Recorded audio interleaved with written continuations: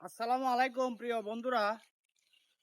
গুরুত্বপূর্ণ কিছু বিষয় নিয়ে আজকে আলোচনাটা হচ্ছে ঘটনাটা ঘটছে হইলো কুষ্টিয়াতে।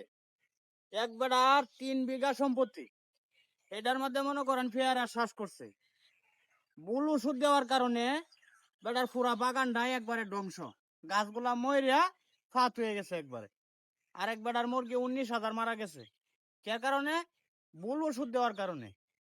যারা আসলে ওষুধ বিক্রেতা, যারা এই ওষুধ বিক্রি করেন, তারা অবশ্যই সতর্কতার সাথে ওষুধ বিক্রি করবেন। আর আসলে আমরা যে কৃষক, আসলে আমরা ভুক্তভোগী, এটাই বাস্তব। কে লাগে মনে করেন যে ওষুধ আমরা যে আনি, আমরা তো মূর্খ, কিছু বুঝি না, যারাই দেয় এটাই লাগাই দেয়। আর একটা ফসল করলে দেখা যায় এই কোম্পানি সেই কোম্পানি আয়া ভাই কব যে আমরাটা দেওয়ান, আমরার ওষুধটা দেওয়ান, হে কব যে আমরার ওষুধটা দেওয়ান।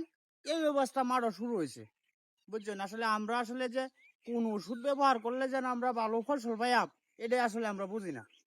তা আমার এই নিয়ে ভিডিও। সবাই ভালো থাকবেন, সুস্থ থাকবেন।